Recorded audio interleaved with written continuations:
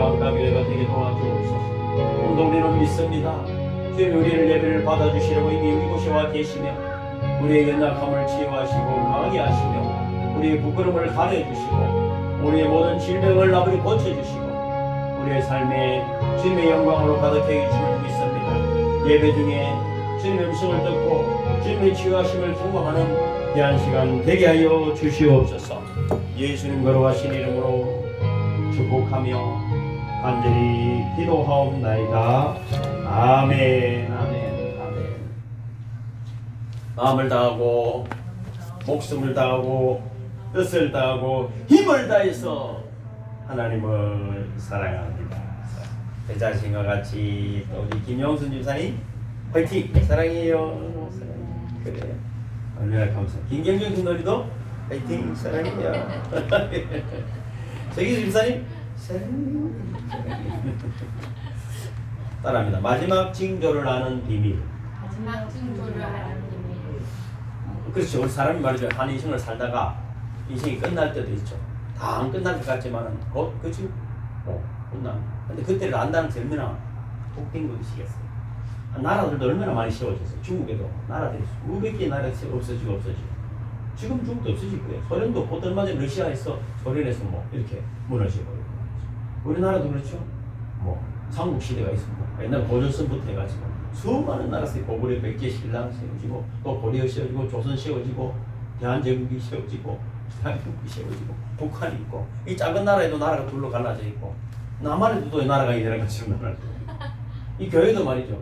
교회는 하나예요 원래. 공교회라고 사도신경 고백하지만 얼마나 많은 교회들이 있고 다 끝이 있습니다.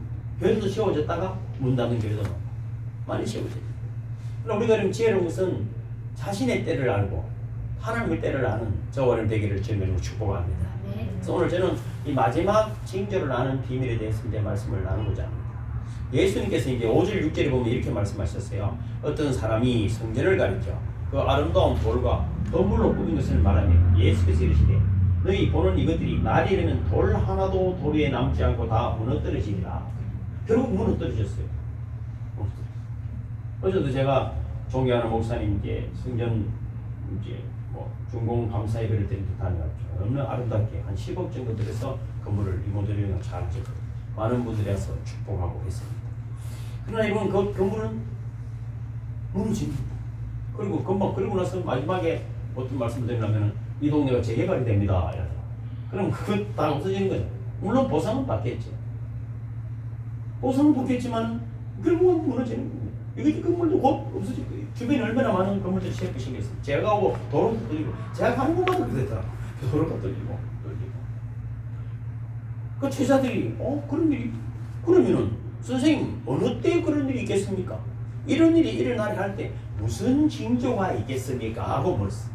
우리의 기도는 그런 것이에요. 주님 제가 언제 인생을 끝내게 되겠습니까? 그동안에 제가 어떻게 해야 되겠습니까? 그런 기도를 하는 믿음 있는 성도들이 되기를 주님 축복합니다. 우리 가정 자녀들에도 마찬가지입니다. 뭔가를 때를 아는 사람들이 되게 한다. 어떤 사람하고 대화를 해보고 만나보면 말이죠. 그 때를 잘 아는 사람, 미는 내한테 왜 이런 일이 막 늘 우는 사람이 있어요. 해마다 그러면 안 됩니다. 이제는 주님 그 때를 알고 자신의 때를 준비하는 분들이 되기를 주님으로 축복합니다. 예수님이 말세에 일어날 일들을 알려주셨어요. 징조를 알려주셨어요. 오늘 우리에게 알려주시는 말씀이기도 합니다. 천지창조에는 비밀이 있습니다. 넷째 날에 천지창조의 비밀이 제가 기록해 놨습니까? 시작. 하나님 이르시되 하늘의 공창에 광명체들이 있어 낮과 밤을 나누게 하시고 그것들로 징조와 계절과 날과 해를 이루게 하라. 창세기 1장에 천지만물을 창조해서 넷째 날에 어떤 징조가 있다고 말했죠. 징조를 뭘로 징조를 삼는다고요? 해와 달과 별로 징조를 삼는다. 이것들이 계절과 날과 해를 이루는 것만 아니고 이 해와 달과 별을 통해서 징조를 알게 할 것이다. 이미 딱 창세기 1장에 말씀을 하셨어요. 그럼 우리는 징조가 있다. 늘 사인이 오는 것이 사인이 오는 것이. 늘 징조를 보여주시고 그리고 또 니네도 마찬가지예요. 한번 회개하게 하셨잖아요. 그럼 결국 없어졌어요. 한번 회개하고 난 다음에 다시 돌아갔었거든요. 니네는 없어졌어요. 하나님이 넷째 날 징조와 계절을 창조하셨어요. 하나님 맡은 징계를 6,000년이 지금 지났지만은 우리에게 그 말씀을 주시는 것입니다. 이 계절을 또 뭐라고 말하냐면은 히브리어로 모에드 이렇게 말하는데, 여러분 하나님께서 절기를 천지 창조 넷째 날에 만드셨어요. 근데 그 절기가 우리는 단순히 생각해. 절기가 해 뜨고 해 지고 봄, 여름, 가을. 오늘 날씨가 추워졌잖아요. 이것만 생각하면 안 돼. 성경에 나오는 절기가 7가지 절기가 있습니다. 영적으로 우리에게 주시는 절기가 레위기 23장의 절기를 주셨는데 예수님의 생애입니다. 7절기가 있잖아요. 6월절 있죠? 6월절은 뭡니까? 예수님의 죽음입니다. 그다음 무교절기는 뭡니까? 예수님이 우리와 그저 떡을 나누는 친교를 이야기합니다. 초실절은 뭡니까? 예수님이 다시 부활하신 것을 말합니다. 그 다음에 77절, 이건 오순절이라고 말하잖아요. 성령님과 예수 그리스도의 임무 교대를 이야기합니다. 나팔절은 예수님이 다시 오시는 거예요. 대속죄는 뭡니까? 우리가 그리스도의 속죄, 우리가 죄를 용서받는 것입니다. 초막절은 뭡니까? 그리스도의 심판입니다. 이것이 유대인들에게 우리에게 주신 7절기가 그대로 이루어지고 있습니다.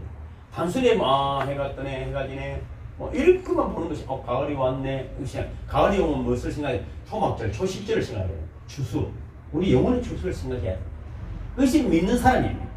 6월절이 다시 말씀드리지만은 예수님의 죽음. 그래서 예수님이 십자가에서 6월절에 죽으실 것을 천지창조 넷째 날에 이미 정해놓으셨어요. 77절은 성령이 오시는 날이에요. 이제 남은 절기가 뭡니까? 나팔절에 주님이 재림하시는. 이걸 알면 가을이 오면은 그냥 가을이 왔네, 이것이 아니고 그렇구나, 주님 우리의 인생의 때도 가을이 오는구나. 겨울이 오면 어떻게 됩니까? 모든지 얼어붙듯이. 그래서 그걸 통해서 우리가 1년을 통해서 깨달아가는 잘 준비해야 되겠구나. 봄에 준비를 잘 해놓으면 씨를 많이 뿌리면 어떻게 되죠? 가을이 추수할 것이 많죠. 추수할 것이 없다는 건 뭡니까? 뿌리면 씨 뿌린 게 없어요. 여름에 덥지만 어떻게 말합니까? 열심히 땀을 흘리라는 것이에요. 그것도 아무것도 없이 그냥 여러분 뭔가를 기대한다는 것은, 그것은 여러분 참으로 기가 막힌 일이 되는 것입니다. 그리고 초막절에 심판하십니다. 그래서 계절을 창조하셨다는 건 단순히 봄, 여름, 가을, 겨울이 아닙니다. 이 7절기를 통해서 우리가 하나님 나라를 알아가는 것입니다. 그러니까 사실 살펴보면은 4절기는 이미 이루어졌어. 남은 절기가 이제 그저 3절기밖에 없는 것입니다. 심판, 속죄, 주님이 다시 오시는 이 3절기만 남아있는 것입니다. 우리는 그것을 바라보며 살아가는 그 마지막 때에 있는 것입니다. 그래서 그 징조의 비밀을 예수님이 제자들 앞에서 나타내 주시는 것입니다. 그리고는 뭐라고 말합니까? 마지막 남은 3절기가 있는데 이 징조의 비밀을 지금 예수님이 말씀하십니다. 저와 여러분은 그래도 은혜 강가교회 영성 수련하는 성도들이니까 이런 징조를 볼 줄 아는 영안의 열리기를 저는 축복합니다. 설득 보는, 넌 건물 보고 말이죠, 입이 덜어지지 말고 마지막 때는 사람 보면 알잖아요. 저 사람처럼 큰일 나겠다. 우리도 대충 알잖아요. 우리가 무담은 아니지만은 사람 만나고 한 시간만 지나면 큰일 났네 이 사람. 그런 사람들이 있습니다. 걸어가는 거 보면 이 사람은 그리 디스크고, 먹는 거 보면 위장병이 있구나, 좀 있으면 교회감이 오겠구나, 대충 알아요. 그런데 영혼의 때를 그걸 아는 사람은 대단한 것이, 우리 어머니도 어릴 때 보면 내일 비 오겠다 하더라고. 엄마는 비 오다 말고 내가 무릎이 시원하다. 무릎이 비가 오더라고. 또 제비가 낮게 날면은 비가 온다는 이야기도 있습니다. 비가 오고. 어떤 사람은 쿵 소리가 나는 호박이 떨어지는 가을이구나. 옛날 선비들은 밖에 나오지는 않거든요. 공부를 합니다. 1년 6달을 나오고 공부합니다. 그런데 가을이 왔구나. 호박 떨리는 소리는, 풍기가 떨리면 겨울 찬바람이 겨울이구나. 나오진 않지만 다 하는 것이죠. 사회적인 현상도 마찬가지입니다. 어떤 곳에 보면 교통사고가 잦은 곳에는 곧 대형사고가 납니다. 길이 잘못됐더니 신호가 그러면 늘 TV에 뉴스에 보면 저기를 왜 저렇게 만들었냐. 근데 고치지 않고서는 계속 사고를 하다 큰 사고가 나고 나면 이제 고치더라고. 나고 나면 고치더라고. 그리고 작은 사고는 뭡니까? 큰 사고를 예견하고 있습니다. 그리고 이런 연구를 깊이 한 사람이 있어요. 이분이 이제 하일리라는 사람인데, 하일리 법칙이라는 것이 있습니다. 이분이 해군 장교인데 해군을 제대하고 보험회사에 취직했어요. 그래서 보험회사에서 이제 취직해서 일을 해보니까 크고 작은 산업체가 많이 있는데 매일 많은 사고를 접하면서 그 사고들 사이에 어떤 상관관계가 있다는 것을 알았어요. 그래서 여러분 연구를 해봤습니다. 그래서 보험회사에 접수된 사고의 한 5만 건 정도를 분석하면서 통계를 냈는데 이 세상에 깜짝 놀라는 발표를 하게 됐습니다. 그가 이제 대형 사고를 보면은 그 대형 사고 전에 한 뭐 29분 정도, 29분 정도의 사고가 있었다. 작은 사고들이 있었다. 아주 큰 사고는 300번 정도가 있어서 사람은 못 깨달았다는 거죠. 그러니까 여러분 어떤 큰 사고가 나기 전에는 그분 사고 난 사람에게 일상을 살펴보고 대화를 해보니까 이미 뭔가가 좀 이상했다. 작은 사고들이 있었다는 거죠. 범죄도 마찬가지. 그분이 연구해보니까 강력 범죄가 발생했어요. 그래서 그전에 경미한 그런 범죄가 29번 있었고 300번 정도 날 뻔한 시도가 있었다. 이게 하이미 법칙입니다. 사람도 마찬가지입니다. 참다가 대충 더 건드리면 터지겠다 싶으면 조심해야 되는데 꼭 터주는 사람이 있어. 관계도 마찬가지입니다. 할 말 안 할 말 조심해야 되는 것입니다. 참고 있을 때 조심해야 돼요. 국가도 마찬가지입니다. 어떤 나라나 왕조가 멸망할 때는 징조가 분명히 나타납니다. 이 나라 망하겠네. 갑자기 망하는 나라는 없습니다. 흉년이 들어서 민심이 흉흉하면 도둑들이 들끓을 때가 있습니다. 탄간오리들이 부정부패를 일삼습니다. 공무원들은 뇌물을 좋아합니다. 이 참으로 기가 막힌 나라가 우리나라도 지금 마찬가지 아닙니까? 뭐 제가 할 말은 아니지만 뭐 감옥에 있는 최 어떤 여사께서 그런 이야기입니다. 우리는 돈도 한 푼 가져간 것도 없는데 이건 저거는 그 돈을 많이 받고 우리를 잡아야 하는데 이런 이상한 나라라고 지금 나뉘지 않습니다. 여러분 이런 인들이 뭔가 이상한 조짐을 가지고 있어요. 꼭 정권들이 마지막 때가 되면 말이죠. 부정부패가 얼마나 많은지. 그래서 결국은 감옥에 다 들어요. 저 앞에 간 분들이 감옥에 가는 것을 보고 우리는 안 가야 되겠다, 정직해야 되겠다가 아니고 우리는 안 잡혀가면 되지 이렇게 생각하니까 망하는 것입니다. 그래서 만국의 징조를 7가지로 이야기하는데 첫째는 원칙 없는 정책입니다. 부동산 정책을 20몇 번 했다고 말하지 않습니까? 때마다 기분대로 이야기하면 안 돼요. 가정도 마찬가지입니다. 우리 누가의 관계도 마찬가지입니다. 내 기분대로 하면 안 돼요. 어떤 룰을 부부간에도 우리 성도와 여러분 목사의 관계도 내가 여러분 기분 찾아주는 사람이 아니잖아요. 원칙으로 가야 되는 것입니다. 그래서 두 번째는 노동 없는 부자. 그래서 여러분이 시끄러운 것 아닙니까? 이 투기 1년을 10년을 열심히 해도 안 되는데 아파트 값이 이러면 5억 올라버리는 거예요. 그럼 어떻게 할 것입니까? 애들이 전부 어떻게 한다고요? 애들이 이러면 전부 부자들은 아파트를 온 투기를 많이 하는 거 더 투기성이 조장되는 것입니다. 땀 흘려 일한 노동의 대가가 아니다 보니까 사람의 인격들이 자꾸 없어집니다. 그리고 양심 없는 쾌락입니다. 내가 기분이 좋기 위해서 너희를 괴롭히면 안 됩니다. 너무 쾌락을 즐기면 안 됩니다. 네 번째는 인격이 없는 교육입니다. 뭡니까? 지식만 많지. 이것을 여러분 정말 봉사하고 섬기는 것이 없어진 시대다 이 말입니다. 얼마나 여러분 한국 기독교 공부를 많이 했는데 이 꼴이 될 줄 어떻게 알겠어요? 섬김이 없는 것입니다. 도덕이 없는 경제다. 양심이 없는 것이지 않습니까? 무슨 퇴직금을 50억이 준다는데 그걸 주면 안 받아야지. 그렇지 않습니까? 또 인간성 없는 과학이다. 인간성 없는 과학이 되면 어떻게 됐습니까? 의술도 마찬가지 아닙니까? 돈 벌기 위해서 치료를 하면 제가 어깨가 한번 가니까 한 번만 더 치료 5만 원이더라고. 하지도 못해. 그럼 두분 갖다 놓냐? 나는 안 간다. 하면은 웃고는 있지만 그 속에 돈에 대한 욕심이 얼마나 많은지 모릅니다. 또 희생 없는 종교입니다. 기독교가 종교가 되버립니다. 서로 사랑하고 섬기기에 온 것이지. 그래서 내가 뭐 높이면 받으러 온 것이 아니지 않습니까? 예수 그리스도를 생각해 보면 십자가 밑에서 우리가 싸워서 되겠습니까? 욕심을 부려도 되겠습니까? 근데 불교 이야기는 너무 종교에서 죄송하지만 부처가 죽은 것을 그죠? 맞짱 말랐어요. 그래 부처 죽은 거 아니에요. 근데 그걸 태워가지고 뼈를 나눠가지고 온 데까지 그 뼈를 모셔놓으면 복을 받는다고. 그것이 죽자마자 그렇게 한 것 아닙니까? 인간이 얼마나 악합니까? 부처가 그렇게 또 부처를 얼마나 멋지게 만들어 놓고 말이죠. 그 앞에서 복을 빌는 겁니다. 노래도 그렇지만 그게 돌에다 복을 빌면 복을 받을 생각이 인간은 얼마나 기가 막히겠습니까? 여러분 우리가 깨어있어. 참 하나님의 능력이 여기 쌓일 수밖에 없는 기가 막히네. 그런 분들이 되기를 주님을 축복합니다. 성경에도 다윗이 범죄를 저지른 대목이 있습니다. 이 범죄 전에 뿌리가 되는 징조를 보여주셨어요.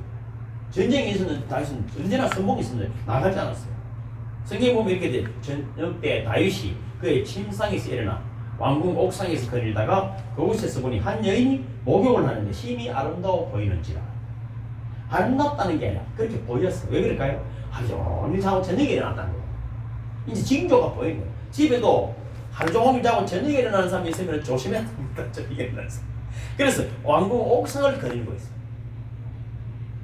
이거 여러분 정말 조심스러운 거죠. 뭐 이런 얘기 했으면 죄송하지만 남편이 만약에 그렇지는 않겠지만 아침부터 나서 열심히 나는데 하루 종일 누구 사다가 저녁에 보여되게 나가지고 그러니까 노닥거리고 이런저런 이야기하면 그는 부인이 되면 안 됩니다. 그러니까 세상이 또 아름다워 보이는 거야. 다 시기대 질투. 네 옷 그거 지금 샀노? 뭐 지금 샀노? 얼마 빼기 얼마고? 이 화장품 뭐 이런 소리 하고 있는 여자들은 빨리 교회 나와서 정신 차리길 바랍니다. 새벽에 일어나야 되는데 저녁에 이미 징조가 보였다. 성경은 그냥 말하는 것이 아닙니다. 어떤 중대한 일이 일어나기 전에는 징조를 보입니다. 기도하지 않았구나. 틀림없습니다. 틀림없습니다. 그래서 기도가 안 될 때는 어떻게 되죠? 교회 와야지. 교회를 왜 만들어놨어요? 교회를 왜 만들어놨어요? 십자가의 감격이 사라지거나 이럴 때는 여러분 엄청난 일들이 일어나는 예고거든요. 결과가 나오기 전에 이렇게 작은 징조조차도 우습게 여기는 것이 최고의 강력한 힘이다. 정찰해.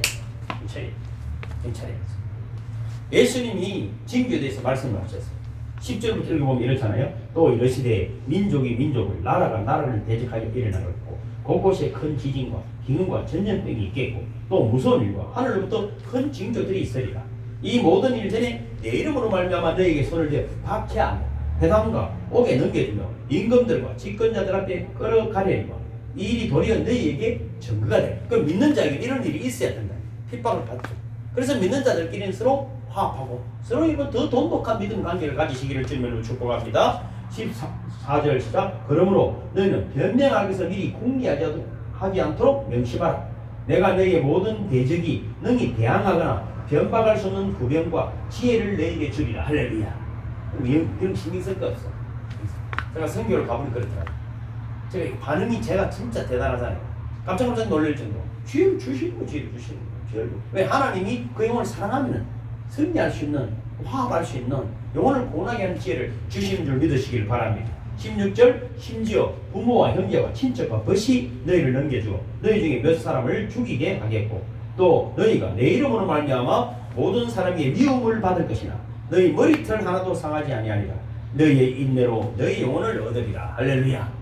하나님이 여러분 이런 징조가 있다는 다 이미 보여주셨습니다. 창세기 1장에 났던 14절의 넷째 날의 징조를 예수님이 풀어주시는 것입니다. 요한계시록을 나중에 살펴보겠습니다만 이런 징조들을 다 말씀하십니다. 아주 재밌는 책이 있어요. 사장이 참아 말하지 못하는 사장으로 사는 것 하는 제목입니다. 뭐라고요? 사장이 참아 말하지 못하는 사장으로 사는 것.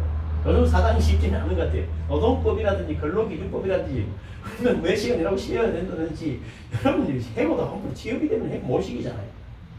어려운 시험. 얼마나 사장이 힘들었으면 이런 책을 쓰겠어요. 이게 뭔 10년 정도 전에 쓴 책이었어요. 이 책이 여러분 경제를 경영하는 분들에게 좋은 교양 서적입니다. 이 책에 나오는 이야기.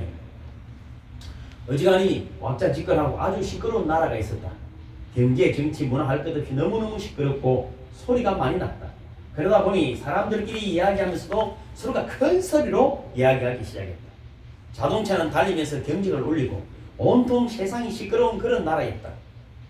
이 나라의 왕이 자기의 사랑하는 어린 왕자가 생일을 맞이했는데 좋은 선물을 주고 싶었다. 그래서 네가 제일 갖고 싶은 바라는 소원이 뭐냐? 왕자는 이 세상에서 가장 큰 소리를 한번 듣고 싶다 이렇게 말했습니다. 왕이 그 말을 이해하고 모든 신하들을 불렀습니다. 이제 왕자를 위해서 생일 파티를 할 텐데 이 큰 장소를 가득 채울 수 있는 큰 소리가 필요하다. 세상에서 가장 큰 소리를 왕자에게 선물로 주고 싶다. 그래서 많은 사람을 불러라. 그래서 그들에게 가장 큰 소리를 들려주고 그들에게 또 왕자를 축하하는 시간을 가지고 싶다. 그래서 이제 왕이니까 왕자의 생일이고 하니까 이제 많은 사람들이 모였습니다.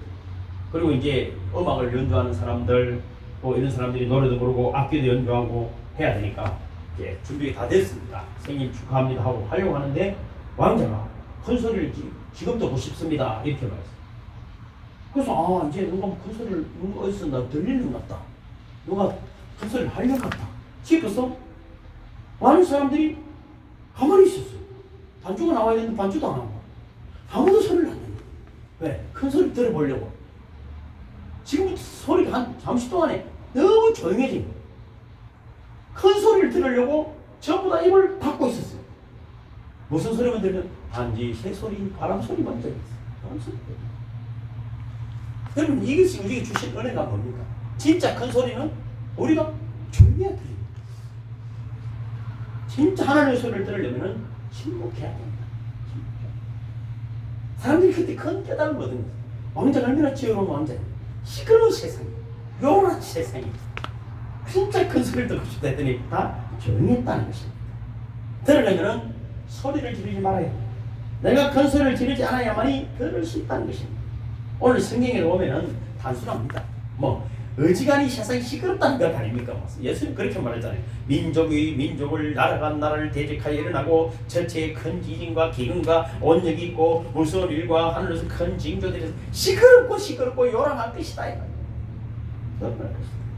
TV 방송에도 얼마나 시끄럽고 많고 저마다 똑똑한 사람들, 잘난 사람들 변명하고, 그죠? 변명하고 세상이 끝없이 시끄러워집니다. 마태복음 24장 6절에서 보니까 예수님께서 이 세상의 종말을 구하는 그런 예언적인 말씀을 하시는데, 난리와 난리 소문을 듣겠으나 너희는 삼가 두려워하지 말라. 민족이 민족을 기근과 지전이 있을 것이다. 모든 어두운 이야기를 하시고 이런 일이 있어야 하되, 있어야 한다. 어찌 이런 일이 아니라 이런 일이 있어야 된다. 우리의 삶에도 문제가 있어요. 시끄러운 게 있어. 그래 될 놈은 정신을 차린 거죠.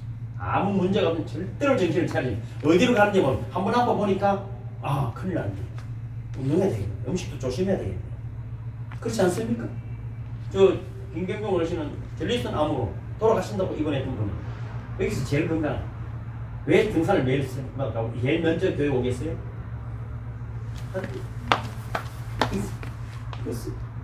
왜? 바뀌기 때문에. 또 저분은 늘 오면 11조를 합니다. 왜 11조 가르쳐? 딸이 그렇게 가르쳐. 11조 안 하면 또 아프다. 11조 하시네. 예수님은 이 시끄러운 세상 당연히 올 것이다. 그러나 중요한 것은 뭡니까? 두려워하지 마. 놀라지 마.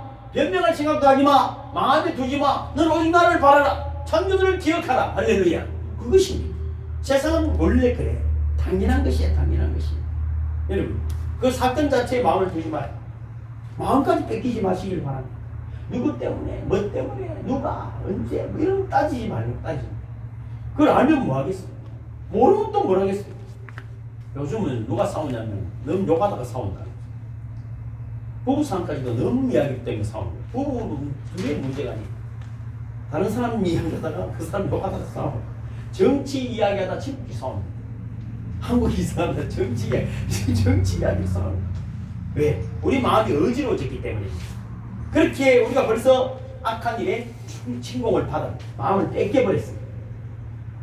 여러분, 사건 중에 가장 역사적인 큰 사건이 뭐겠습니까? 빌라도 앞에 서신 예수님 아니겠습니까? 빌라도가 예수님 앞에 섰겠죠, 나중에.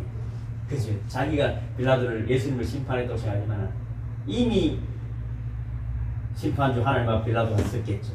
기가 막힌 일이 벌써 일어났겠죠. 이미 여러분 예수님을 십자가에 못 박을 준비를 다 해놓은 거잖아요. 다 해놨어. 그걸 어떻게든 판결을 그렇게 내리려고 하는 것 아니에요. 내리려고. 아첨하는 제사장, 위선적인 서기관, 군중들이 외치는 소리, 무책임한 재판, 불의한 자들의 소동을 생각해 보십시오. 빌라도의 법정보다도 더 부주의한 일은, 모순된 일은 세상에 없었을 것입니다. 아무리 생각해봐도 이런 사건은 없습니다. 모두가 서로는 얼마나 세상이 시끄럽던데 그 예수 하나를 죽이려고 합니다. 십자가에 못 박으려고 온갖 모함을 다 하고 온갖 악한 소리들을 다 하는 것입니다. 난장을 피웁니다. 근데 예수님만 조용합니다. 어떻게 보면 나는 억울하다. 너희들이 이럴 수가 있나? 내가 너희를 살렸지 않느냐? 네 문둥병을 고치지 않느냐? 너희들이 성결에 싹한 일을 했기 때문에 내가 성결을 다 무너뜨리라고 하지 않느냐? 온갖 할 말이 얼마나 많았을 텐데 예수님 조용. 아니 예수님 마음은 고요했습니다. 말도 안 되는 사건 속에 예수님은 모든 해답을 가지시고 조용하게 기다리고 있습니다. 이 침묵이 하나님의 침묵. 이걸 잊지 말아야 합니다. 우린 때로는 하나님이 침묵하고 계신다고 까불면 안 돼. 그 음성을 들으려고 애쓰는 분들이 되기를 바랍니다. 지금 흐르는 침묵 소리.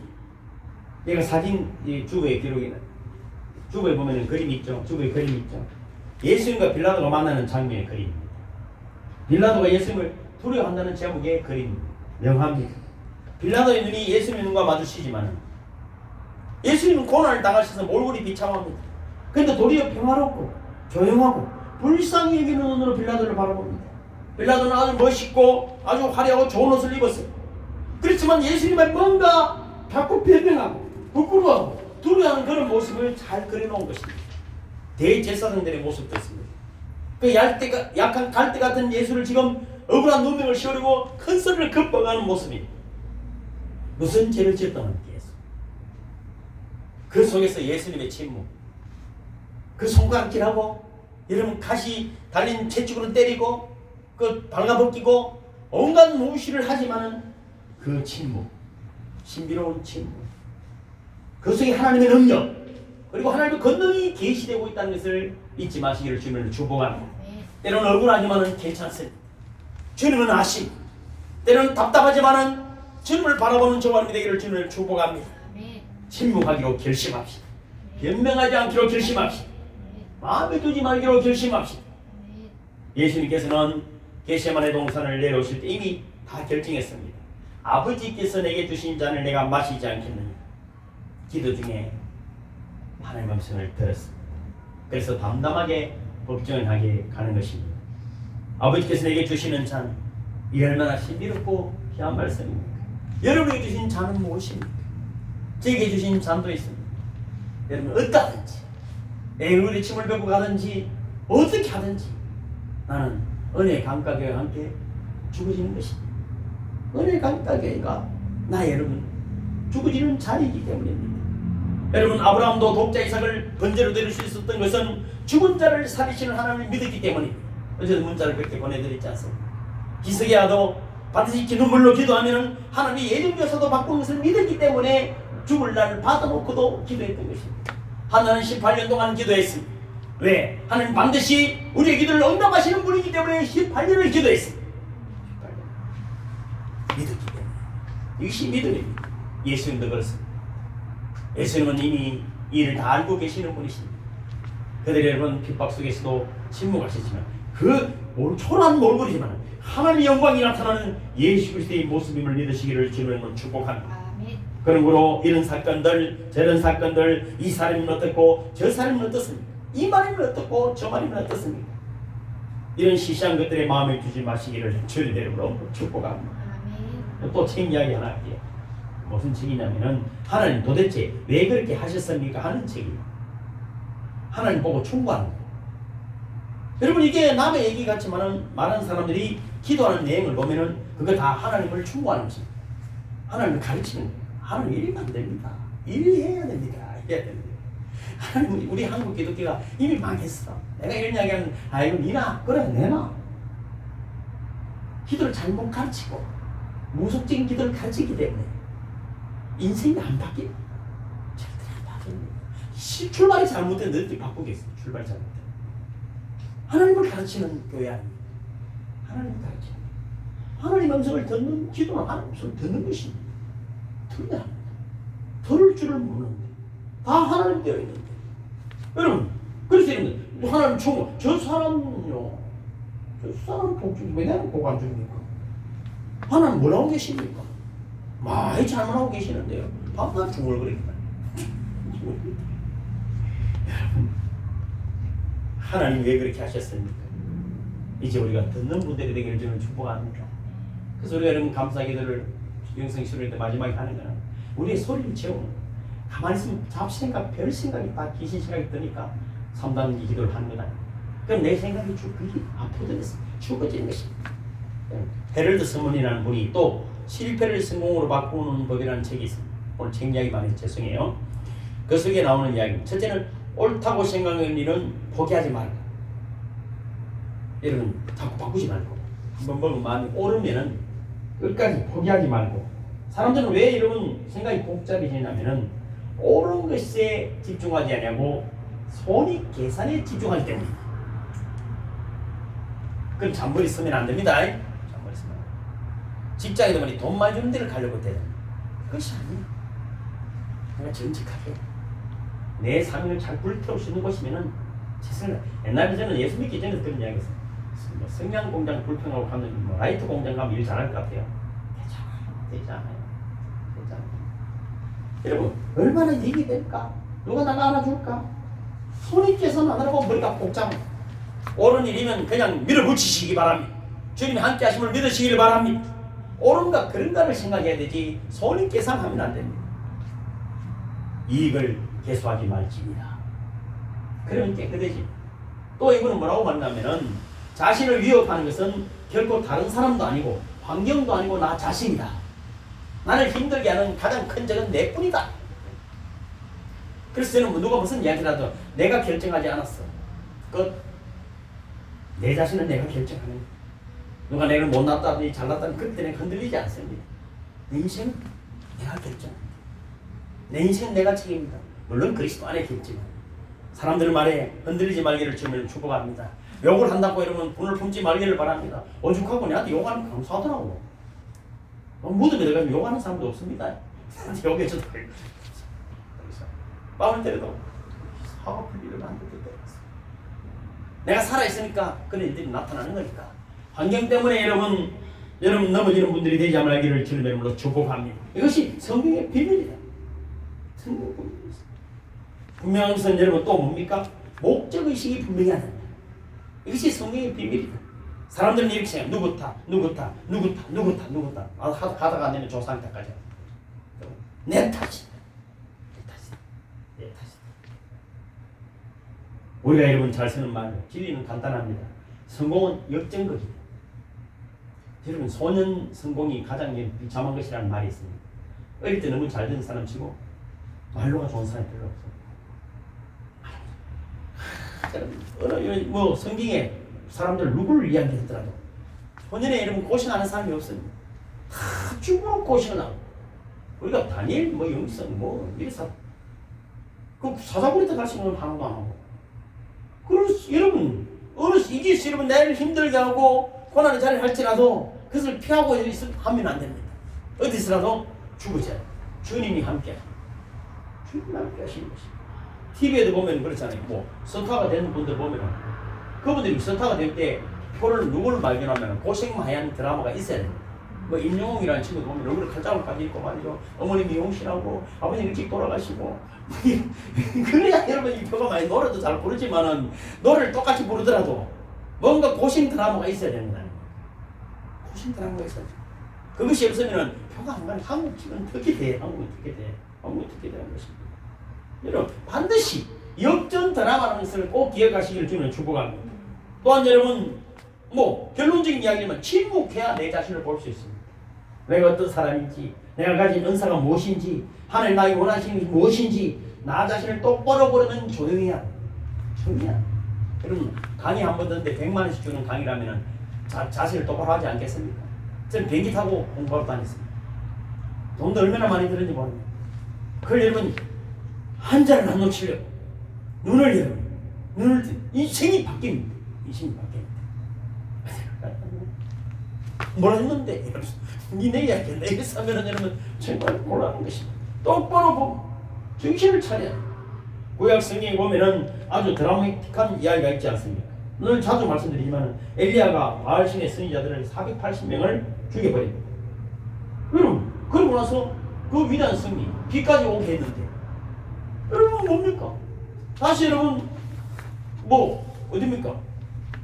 이세벨이 죽인다고 하니까 하나님 앞에 뭐라고 말해요? 나를 죽여주십시오. 살고 싶지 않습니다. 그러면 여러분 침묵해버립니다. 그때 여러분 들리는 소리 아닙니까? 하나님이 나타나는데 지진이 나타났지만 하나님의 음성이 들리지 않았습니다. 큰 바람이 지나갔지만 하나님의 음성이 들리지 않았습니다. 아주 조용할 때 세미한 가운데 주의 음성이 들렸습니다. 엘리야야 어찌하여 여기 있느냐. 그러면 더 큰 사명을 주신 줄로 믿으시기를 주님으로 축복합니다. 여러분 자신이 당하는 고통의 의미를 잘 알면 승리의 길을 알 수 있습니다. 그 고통을 불평만 해보면 계속 고통이 다가오지만 고통 속에서 이 의미를 깨닫고 나면 승리의 길이 보이는 것입니다. 저도 많이 아파 보니까 매일 운동합니다. 저는 그렇습니다. 운동하면 왜? 아프기 때문에. 아프면 다시 아프면 내 탓 아닙니까? 지금까지는 내 탓이었지만 여러분 언제나 여러분 다시 고통 속에서 승리의 길을 찾아내는 저와 여러분 되기를 주님의 이름으로 축복합니다. 오늘 성경은 말합니다. 도리어 전교가 되리라.